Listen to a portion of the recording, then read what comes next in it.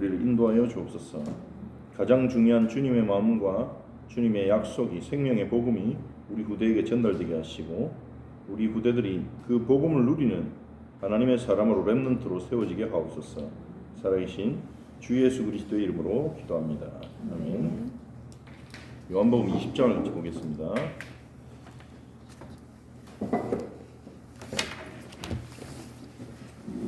요한복음 20장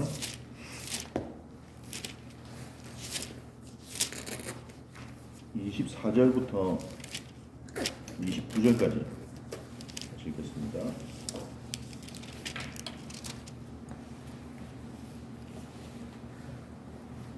(24절부터 29절까지입니다) 12 제자 중에 하나로서 디두모라 하는 불리는 도마는 예수께서 오셨을 때 함께 있지 아니한지라. 다른 제자들이 그에게 이르되 우리가 주를 보았노라 하니 도마가 이르되 내가 그의 손에 못자국을 보며 내 손가락을 그 못자국에 넣으며 내 손을 그 옆구리에 넣어보지 않고는 믿지 아니하겠노라 하니라. 여드레를 지나서 제자들이 다시 집안에 있을 때에 도마도 함께 있고 문들이 닫혔는데 예수께서 오사 가운데 서서 이르시되 너에게 평강이 있을지어다 하시고 도마에게 이르시되 내 손가락을 이리 내밀어 내 손을 보고 내 손을 내밀어 내 옆구리에 넣어보라. 그리하여 믿음 없는 자가 되지 말고 믿는 자가 되라. 도마가 대답하여 이르되 나의 주님이시요 나의 하나님이시니이다. 예수께서 이르시되 너는 나를 본고로 믿느냐? 보지 못하고 믿는 자들은 복되도다 하리라. 아멘. 우리 계속해서 예수님의 부활에 대한 메시지를 여러 장면으로 보고 있는데요. 그만큼 부활이 중요하고 예수님의 부활을 겪은 제자들의 반응이 오늘날 우리의 반응과 별반 다를 바 없기에 우리가 보면서 예수님의 부활을 믿는 것에 대한 의미를 계속 우리가 묵상하고 또 렘넌트들에게 터치해야 될 것입니다. 예수님의 부활을 제일 먼저 확인한 사람은, 예수님 부활했을 거라는 단서를 제일 먼저 확인한 사람은 누굽니까? 무덤에 갔던 마리아, 막달라 마리아로 추정돼요. 막달라 마리아 이렇게 돼 있진 않아요. 그냥 마리아라고 돼 있는데 막달라 마리아로 추정됩니다. 예수님의 제자 중에 여제자 중에 최고로 충성됐던 제자로 볼 수 있죠. 그리고 그 다음에 막달라 마리아가 무덤에 시신을 그 옆에 여성들이 몇 명 있었죠. 그 시신이 없어진 걸 보고 제자들 알리니까 12 제자 중에 2사람이 달려가지고 확인했죠. 그게 누구였습니까? 베드로와 요한이죠. 요한복음에 사랑하시는 제자 이렇게 돼 있죠. 그들이 확인하고 왔는데 사람들이 안 믿었어요. 그러는데 예수님이 동시에 두 곳에 이제 역사하신 거죠. 첫 번째로 엠마오로 가는 2 제자에게. 그 2 제자 중은 제자는 누군지 모릅니다. 그 2 제자가 12 제자에 꼭 포함되는 사람들은 아닙니다. 다 제자라고 불렀거든요. 12사람은 사도라고 불렀고요. 그 중에 한 사람 이름만 누가복음 24장에 나와요. 글로바.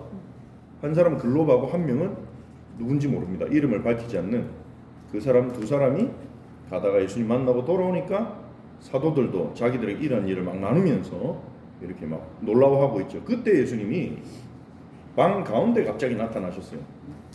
문이 닫혀 있는데 방 가운데 딱 나타나셨어요. 그래서 평안이 있을지어다. 그러면서 메시지를 딱 주셨죠. 누가복음은 그 장면이 예수님의 마지막 장면인 것처럼 그렇게 얘기를 합니다.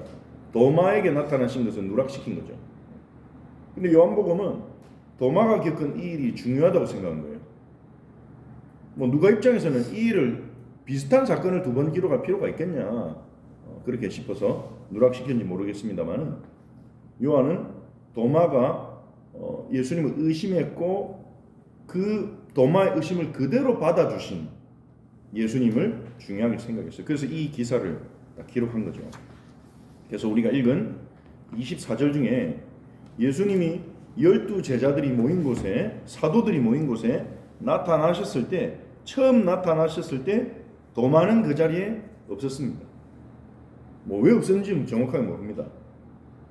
그 자리에 없었죠.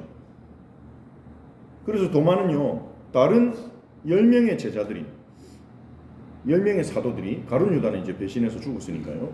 10명의 사도들이 우리가 주님을 만났다, 부활하신 주님 만났다 이러니까 도마가 뭐라고 합니까? 예수님의 손에 못자국에 내가 손가락 넣어보고 옆구리에 내 손을 넣어가지고 상처 만져보지 않으면 내가 도저히 나는 믿지 않겠다. 이 도마는요, 굉장히 체험 중심적 신앙관을 고백한 거예요. 내가 체험 안 한 건 난 못 믿어. 사람들의 증언만으로 나는 못 믿겠어. 하나님의 말씀과 사람들의 증거만 나는 못 믿겠어. 내가 직접 체험해봐야 돼 나는. 그렇게 말했죠. 도마는 자신이 직접 체험하는 것만 믿는 체험 중심적 그런 신앙관을 가지고 있었죠. 근데 8일 후에 예수님이 도마가 다른 제자들과 함께 모여 있을 때 그때 예수님 다시 나타나신 거예요. 그런데 이 요한복음 2장 26절에 보니까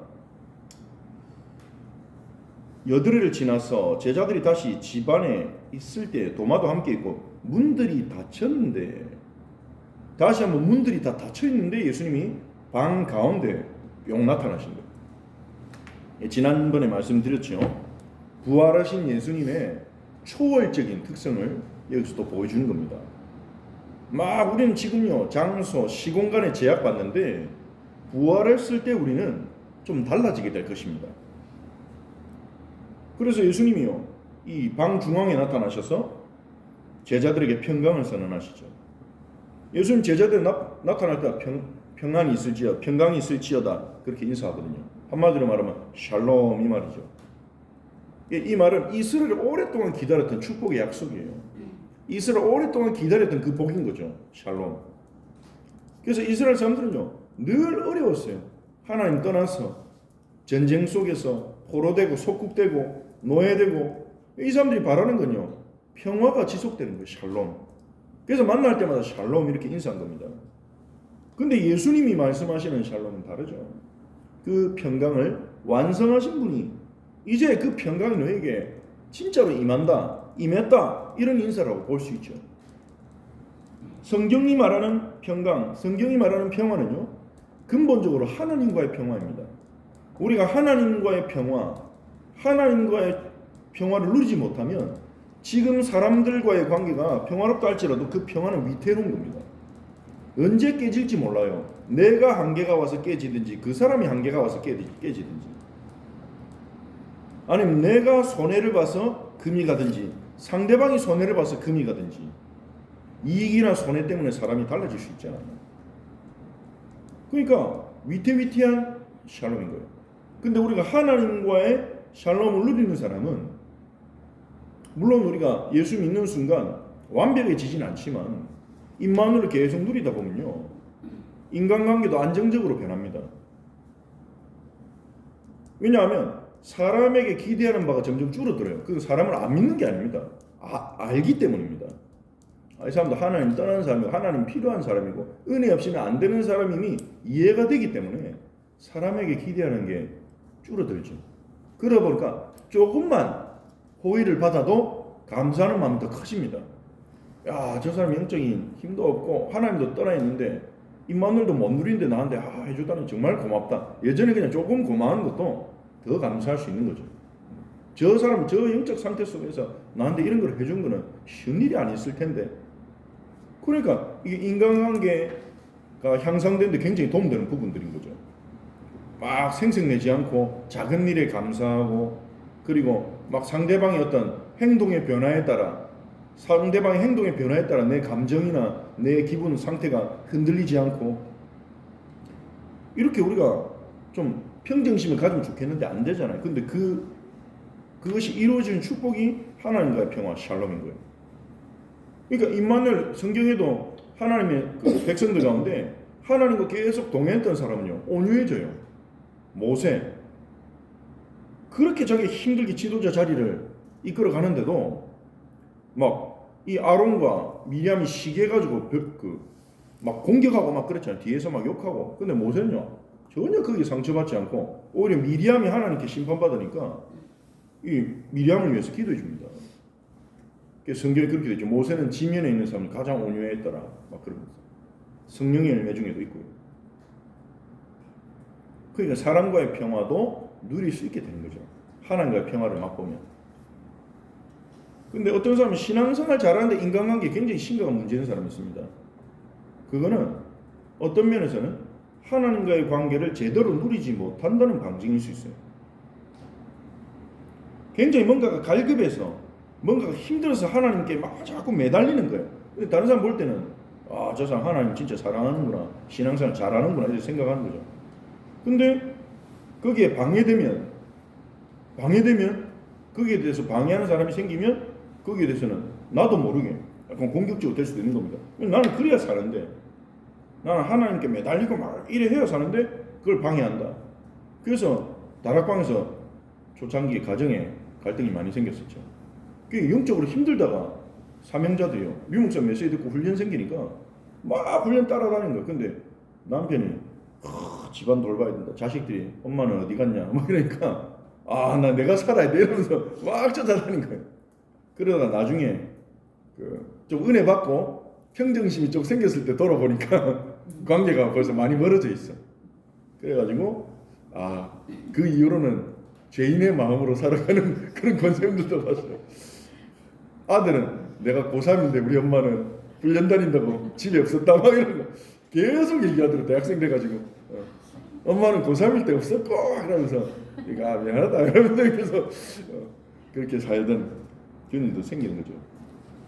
그러니까 우리가 정말 하나님과 관계가 회복되어지면 회복되어질수록 하나님을 닮아가게 돼 있거든요. 하나님을 닮아가게 되는 것이 성령의 9가지 열매인 거예요. 그 9가지 열매가 나오면 인간관계도 영향이 가게 돼 있어요. 일에도 영향이 가게 돼 있어요. 인간관계가 달라지니까 일에도 영향이 가겠죠. 그러니까 모든 게 다 회복되는 겁니다. 하나님과의 관계가 회복됩니다. 그게 성경적 관점에서 샬롬입니다. 근데 하나님과의 관계가 회복이 안 되면 하나님께 얻어야 되는 거를 이게 사람한테 아니면 일을 통해 얻으려고 한단 말이에요. 그러니까 그게 선을 넘는 거죠. 복잡해지는, 혼란스러워지는 거예요. 일을 하는 건지, 내 인정을 구하는 건지, 나를 바라봐 주기를 바라는 건지, 이게 복잡해지는 거예요. 지금 불신자들이 삶이 복잡하고 고통당하는 이유가 거기 있다고 봅니다. 그래서 하나님이 근본적인 샬롬을 주기 위해서 하나님과 우리 사이를 막고 있는 그 막을 걷어버리신 거예요. 우리의 죄로 인해서 하나님께 나아갈 수 없는 그 막을요, 예수님이 십자가 죽음으로 찢어버리신 거예요. 그래서 하나님 만날 수 있게 됐습니다. 이제 우리가 하나님께 나아갈 수 있게 됐어요. 이제 우리는 하나님을 누려야 됩니다. 하나님을 누려서 우리가 그동안 잃어버렸던 것들을 다 찾아야 됩니다. 하나님을 누리면서 누구를 만나도 어떤 상황이 와도 누릴 수 있는 그 근원적인 힘, 우리 보좌의 축복이라 그러죠. 그걸 계속 공급받고 거기에 젖어들고, 그래서 우리가 만나는 사람들은, 왜냐하면 우리는 하나님을 만날 수 있는 사람이고 우리가 현장에서 만나는 대부분의 사람들은 하나님을 만날 수 없는 사람들이에요. 그러니까 하나님 보실 때는 우리에게 책임이 더 큰 겁니다. 우리에게 은혜를 베푸셨기 때문에. 그래서 우리가 누려서 그 은혜를, 샬롬을 전달한 겁니다. 그래서 예수님 말했죠. 화평케 하는 자는 복이 있나니, 영어로 peacemaker죠. 화평케 하는 자는 복이 있나니 뭐라 불린다고요? 하나님의 아들이라 불리게 칭함을 받을 것이다. 화평케 하는 자. 지금 화평 없는 곳이 너무 많습니다. 우리가 하나님과의 화평을 확실히 누리고 그 화평을 가정으로, 현장으로, 직장으로, 237로 가져가야 돼요. 갑자기 평강 얘기하다가 지금 얘기가 논의가 좀 길어졌는데 시간표라 보고요. 예수님은 도마에게 딱 나타나셔서 뭐라 하십니까? 내 손 봐. 마음껏 봐라. 그리고 내 옆구리에 손 넣어봐. 남자가 다른 남자 옆구리에 손 넣어 만지는 게 얼마나 민망하겠습니까만은, 이 도마가 충격받은 게 뭡니까? 그것도 맨살을 만지는 거 아닙니까? 저 같으면 징그러워서 안 돼, 막 이랬을 건데. 도마가 충격받은 거예요. 자기가 한 부신의 말을 그대로 알고 있는 거예요. 예수님이. 거기서 이제 압도당한 거죠. 나다나엘도 그랬죠. 나다나엘도 무화과 나무 아래서 자기가 하나님 앞에 기도했던 거를 예수님이 그대로 알고 계신 거, 거기서 압도당해서 당신은 이스라엘 임금이요 메시아입니다. 그렇게 고백하죠. 도마가 거기 충격받은 거예요. 예수님이 그 자리에 없으셨는데 어떻게 내 한 말을 그대로 알고 계시지? 얼마나 죄송했을까요? 손을 딱 내미시는 거예요. 예수님이 손가락에 구멍을 그대로 놔두셨을 가능성이 높거든요. 제자들에게 안 믿을 줄 알고 도마 때문에 구멍 그대로 뚫어 놓으시죠. 안 메꾸시고 옆구리 상처도 그대로 놔두시고 안 믿을 줄 아시고 그들에게 믿음 주기 위해서. 예수님 마음이 그렇습니다. 안 믿는다고 꾸짖으심으로 끝나는 게 아니라 너 왜 안 믿어? 좀 믿어. 이게 아니라 믿게 해주시는 거예요. 이게 복음입니다. 이 도마가 말도 안 되는 불신앙을 했는데요. 그거조차도 주님 인정하시고 증거를 주시는 거예요. 도마는 자신의 불신의 말을 알고 계신 예수님께 뭐라고 고백합니까? 나의 주. 우리는요 예수님 보고 주님이라 고백하잖아요. 그러니까 이게 평범한 고백입니다. 그런데 이 주라는 말은요, 이게 퀴리오스라는 말인데 이거는 그 당시에 로마 황제에게 부르던 말입니다. 이것 때문에 로마 황제들이 기독교는 박해한 거예요. 왜 퀴리오스를 내가 아니라 예수께 부르냐? 예수한테 퀴리오스를 부르. 그것도 죽은 사람한테. 근데 이 초대교인들은요, 우리를 다스리시는 주인, 이 온 천하의 주인, 우리에게 평화와 혜택을 주는 존재는 로마 황제가 아니라 바로 예수시다. 이거를 공개적으로 고백합니다. 나의 주님, 나의 하나님. 유대인들이 기겁할 고백이죠. 하나님. 뭐라고? 예수 보고 하나님이라고? 예수님이 하나님의 아들이라 했다고 바리새인 그 대제사장이 자기 옷을 찢어버리잖아요. 신성 모독이다. 더러운 말 들었다는 것처럼 옷을 막 찢어버리고 부들부들 떠는데 도마가 나의 하나님. 이게 유대인으로서 쉽게 할 수 있는 고백이 아닌 거예요. 우리야 처음부터 예수님을 하나님이다 들었으니까 하는 거지. 유대인으로서 예수님을 하나님이라 부르는 건요, 그건요 생리적으로 안 맞는 말이에요. 그거는. 근데요 그 고백이 나와졌어요. 도마가 완전히 이제 예수님을, 부활하신 예수님을 믿게 됐고, 그 예수님 부활을 통해서 그분이 바로 진정한 주인이시고 하나님이심을 알게 된 거죠. 전승에 의하면 사도행전은 안 나오는데 전승에 의하면 이 도마는요 인도까지 가서 복음 전하다가 창을 던져가지고 맞아서 죽었다고 해요. 정확하게 알지 못합니다. 뭐 페르시아에서 복음 전하다가 또 순교했다는 말도 있고, 어쨌든요 동쪽으로 간 거예요. 그 도마는 동쪽으로 237을 향해서 깊이 가장 멀리 나간 사도입니다. 제일 멀리. 전승에 하면 신라까지 왔다는 말인데 그건 너무 간 것 같고, 인도까지 갔다 뭐 신라까지 갔다 그런 증거는 남아있지 않습니다. 인도까지 갔다는 거 약간 단순해요. 인도에 도마 교회라고 교회가 있어요. 그래서 도마가 직접 세웠든지 제자들이 세웠지 않냐, 약간 그런 얘기가 좀 되어지긴 하는데, 아무튼요 이 도마는 가장 멀리까지 복음을 들고 간 사도. 죄송한 마음과 감사한 마음으로 그랬겠죠. 자, 우리가 이 본문을 보면서 우리가 평강에 대한 부분을 조금 오늘 강조했습니다만은, 이 부분들은 사역자인 여러분들이 마음속에 담아두시고 응답받아야 될 내용이고, 이 본문에서 우리가 찾아낼 수 있는 메시지는 여러 가지가 있겠지만 가장 굵게 나타나는 부분은 믿음에 대한 부분입니다.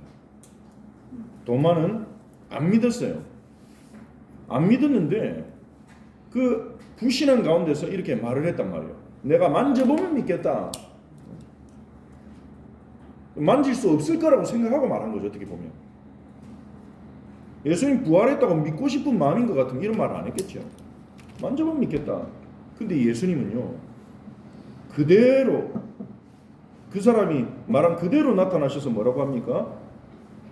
만져봐라. 만져보고 믿지 않는 자가 되지 말고 믿는 자가 되라. 그러십니다. 그러니까 불신앙하는 것보다는 증거 구하는 신앙이 낫다는 거예요. 불신앙의 자리에 머물러 있지 말고 차라리 그래 증거를 구해라. 도저히 못 믿겠으면 증거를 구해라. 하지만 보지 않고 믿는 자들이 복되다. 보지 않고 믿는 자는 어떤 자입니까? 체험 없어도 말씀만 가지고 믿는 자, 성경만 가지고 믿는 자, 그들이 복되다. 복되도다 이 말은 마카리오스란 말입니다.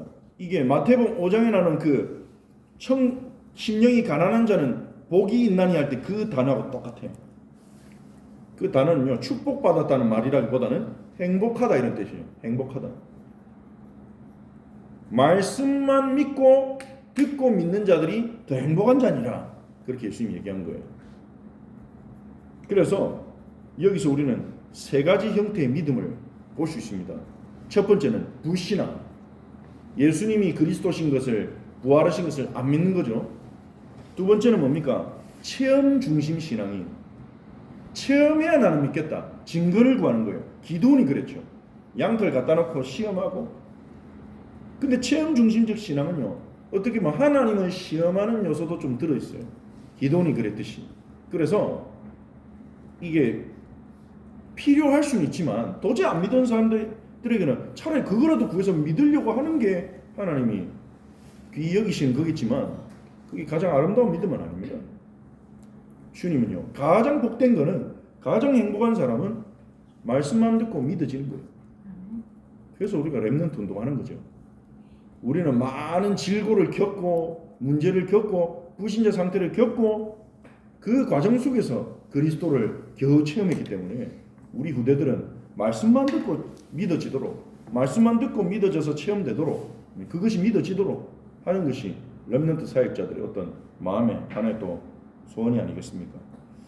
그래서 우리 후대들은 보지 못해도, 체험하지 못해도 말씀만으로 믿어지는 믿음을 우리가 구하도록, 그 은혜가 임하도록 우리가 기도해야 되겠습니다. 그래서 태영아 언약 스쿨 같은 경우는 이 부모님들에게 언약이 각인되도록, 정말 이 언약이 안 믿어진다 그러면 증거라도 구해야 돼요. 안 믿어진 그 상태로 나는 안 믿어져, 나는 왜 안 믿어지지, 이게 아니라 증거라도 구해야 돼요. 예수님이 그리스도시며 부활하신 증거를 주십시오. 그 증거를 구하면서 확인해야 돼요. 어떻게 확인할 수 있습니까? 자기 문제를 놓고 기도점을 놓고 응답될 때까지 기도해 보는 거예요. 주님 부활하셔서 살아계시면 이 문제 역사해 주십시오. 주님의 역사를 보게 해 주십시오. 그게 매달려야 되지 않겠습니까? 그게 아니라 나 왜 안 믿어지지, 교회 다녀도. 이 불신앙 상태에 있는 건 주님 원하시지 않는 거예요. 차라리 만져봐라. 만져보고 믿는 자가 되라. 그렇게 예수님은 말씀하시지 않습니까? 하지만 그걸로 끝나면 안 돼요. 예수님이 내 건강 문제 도와주셨다. 예수님이 우리 자녀 어려움 해결해 주셨다. 우리 가정 문제 해결해 줬다. 그걸로 끝나면 안 되죠. 예수님이 복되도다 한 그 믿음은 무엇입니까? 체험 없이도 말씀 붙잡고 믿어지는 그 믿음으로 가는 거예요. 그래서 성경으로 예수가 그리스도 되심이, 부활하심이 이제 정리되어져야 되는 겁니다. 비전 스쿨 같은 경우는요, 우리 렘넌트들이 체험이 안 됐잖아요. 이게 믿는다고 하는데 사실은 믿는다기보다는요, 거기에 도전하는 다른 가치관 아직 접하지 않은 거예요. 이게 무슨 말인 거 아니? 하나님이 세상을 창조했다고 애들은 믿어요. 근데 하나님이 진화를 통해 세상을 창조했다. 그게 아니죠. 불신자들은 그것도 신자들이 하는 말이고, 진화를 통해 창조했다는 것도 신자들이 하는 말이고, 하나님이 아니라 우연히 우주가 진화돼서 생명체들이 나왔다고 하는 무신론적 진화론을 이제 접하지 않았단 말이에요. 이게 부딪혀 왔을 때 아이들이 선택해야 돼요. 선택해야 돼요. 어느 게 맞는가? 갈등하다가. 그러다가 딱 남는 게 그게 믿음이란 말이에요. 아직은 믿는다기보다는 입력이 돼 있는 거예요. 근데 아이들이 살아가다 보면 계속 갈등 요인들이 생기겠죠. 하나님 살아계시다고 믿었는데 교회를 가만 보니까 하나님 잘 안 믿는 것 같아요, 어른들이. 그러니까 불신앙이 쓱쓱쓱 들어온 거죠. 안 믿네. 뭐 기도 안 하네. 그리고 학문을 책을 읽다가 학교에서 수업 배우다가 하나님 세상 7일 만에 만들었다고 알았는데 뭐야? 몇백억 년 전에 있었다고? 화석도 있네? 과학자들은 전부 다 그렇게 말하는 것 같네? 그러니까 거기서 속았다 이런 생각이 드는 그 아이들도 있다고 하더라고요. 거기다가 친구들 얘기 딱 들어보니까 교회 안 다니는데도 공부도 잘하고 재밌게 놀고 잘 사는 것 같고, 그러니까 계속 공격받는 거예요. 도전받는 거예요. 자기가 알고 있던 것들이. 그게 무너지고 사라지는 걸 어떻게 보면 그걸 믿음이라 볼 수는 있죠. 그래서 우리 렘넌트들에게 이 예수님이 그리스도시고 부활하셨음이 언젠가는 체험될 수 있도록 중요한 씨앗을 뿌려야 되는 것입니다. 미래를 내다보면서, 지금 당장 체험하지 못할지라도 미래를 내다보면서 중요한 생명의 씨앗을 계속 뿌려넣는 거예요. 그래서 우리가 암송시키는 겁니다. 예수는 그리스도시요, 그리고 이 예수님이 부활하셨으니, 예수 믿으면 받게 되는 축복들을 계속 씨앗처럼 심어놓는 거예요. 그러면 얘들이 어느 날 세상으로부터 도전을 딱 받았을 때, 불신한 메시지 들어올 때 그 씨앗을 통해서 하나님이 역사하실 수 있습니다. 그 말씀으로 딱 체험이 되는 거예요. 그리고 작은 거지만 아이들이 자기 기도 제목을 놓고 기도하고, 기도했는데 어떻게 됐어? 이렇게 자꾸 얘기해 보는 거죠. 아직 아무 일도 없어? 계속 기도해 보자. 하나님 반드시 응답하셔. 쌤한테 응답했어. 그러면서 기도 응답 받도록. 그리고 이 말씀을 나중에 이 렘넌트들에게 복음의 열매를 맺을 말씀의 씨앗을 전달하는 거죠. 초등 드림스쿨 같은 경우에는 이 지금도 살아계시며 앞으로 영원히 살아계신 부활하신 그리스도를 체험하도록, 역시 기도응답 부분을 통해서 그리스도를 살아계시며 체험할 수 있도록 렘넌트들에게 실제적으로 체험할 수 있는 이런 방향들을 가지고 렘넌트를 도와야 될 것입니다. 그리고 예수님이 진짜 부활했다면 그건 무슨 의미인가? 부활의 의미가 전달돼야 돼요. 지금까지 우리가 부활에 대한 메시지를 계속 하면서 다뤄봤었죠. 예수님 진짜 다시 살아나셨다면 그 말은 도대체 무슨 말인가? 도마는요 뭐라고 고백했습니까? 부활을 확인하자마자 이분이 주인이구나, 이분이 진짜 주인이구나, 이분이 하나님이구나, 그분 앞에 무릎 꿇고 경배했다니까요. 예수님 앞에 경배하면 안 되는 겁니다. 사람이니까. 근데 그때부터 제자들이 경배하기 시작했다는 거예요. 하나님으로 확실히 인정한 거예요. 우상숭배가 아니에요. 하나님으로 확실히 인정한 거예요. 예수님 진짜 부활했다면 우리는 그분을 경배하는 삶을 살아야 됩니다. 그분을 우리의 주인으로 모셔야 돼요. 그분이 우리의 문제를 십자가에 다 끝냈다는 말이거든요. 그분에게 우리의 영생이 달려있다는 거거든요. 우리는 다른 곳에 무릎 꿇지 않고 그리스도에게 무릎 꿇어야 돼요. 진짜 부활했다면 그리스도를 우리의 삶의 최우선순위로 삼아야 됩니다. 그 누구와의 관계보다, 그 무엇보다.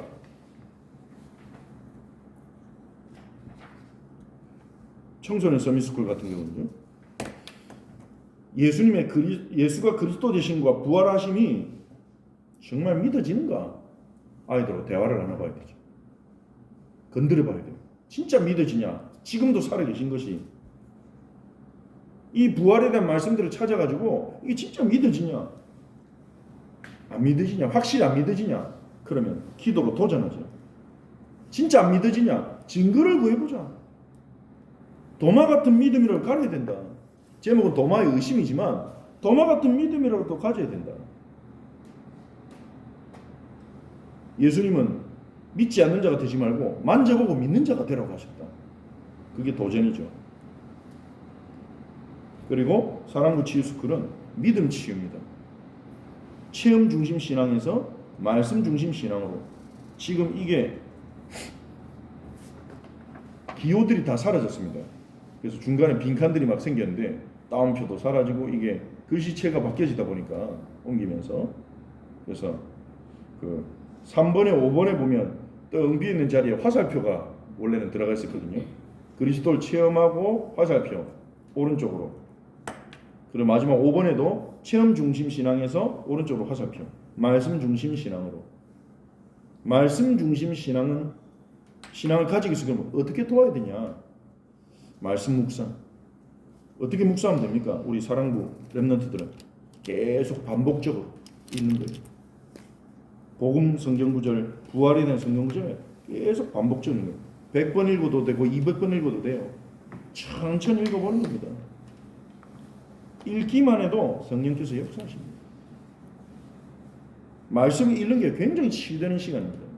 소리 내서 읽는다. 그러면 내가 벌써 머릿속에 있죠. 내 입으로 말하죠. 귀로 듣죠.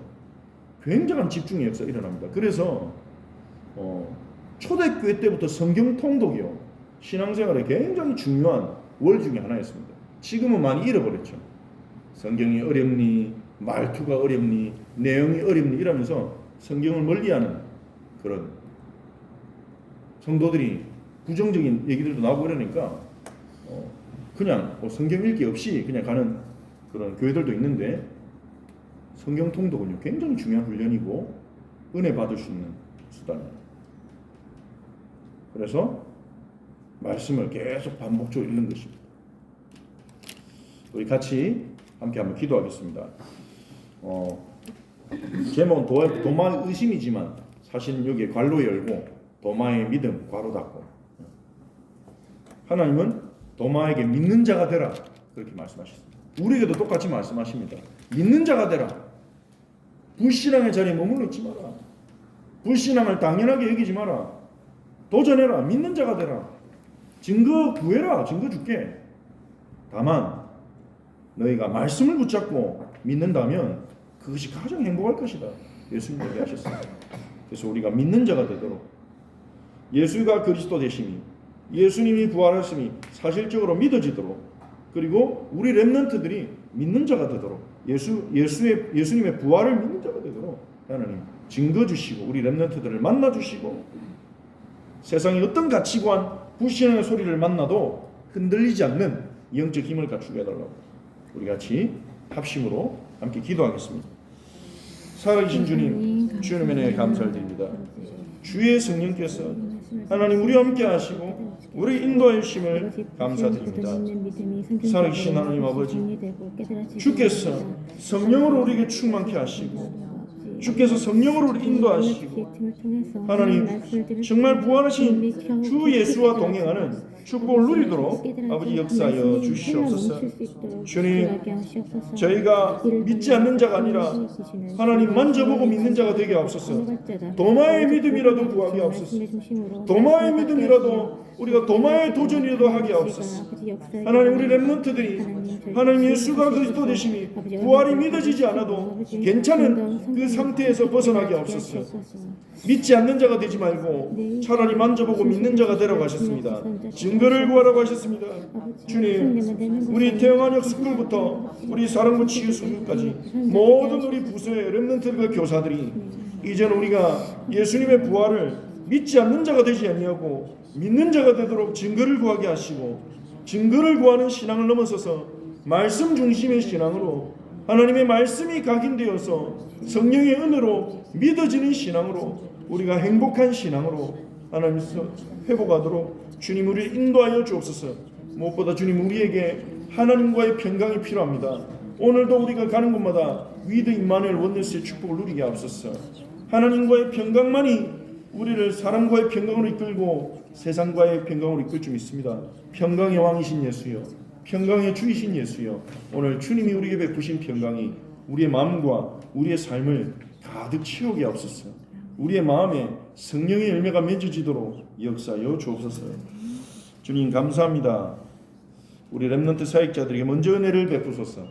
우리 렘넌트 사역자들이 정말 먼저 예수 그리스도께서 주신 참 평강을 누리고 하나님과의 관계 속에서 참 평강을 누리며 하나님 우리가 주님의 은혜로 변화되어지고 치유되어져서 이제는 사람들을 살리고 세상과의 관계 속에서 하나님 우리 위해 준비하신 오직 유일성 재창조의 축복을 찾아내는 증인들이 되게 하옵소서. 하나님 우리가 불신의 자리에 머물러 있지 않게 하옵소서. 오래된 불신앙부터 벗어나게 하옵소서. 믿어야 될 것을 믿지 못하는 불신앙부터 벗어나게 하옵소서. 하나님 믿지 않는 자가 되지 아니하고 하나님 증거를 구하며 차라리 만져보고 믿는 자가 데려가신 도마에게 주신 예수님의 도전이 우리의 도전이 되게 하옵소서. 하나님 이제는 주님을 믿게 하시고 불신앙을 버리게 하시고 이제는 정말 우리가 말씀 중심으로 주님을 온전히 믿을 수 있는 하나님 행복한 신앙의 자리에 서게 하여 주옵소서. 감사드리며 주 예수 그리스도의 이름으로 기도합니다. 아멘.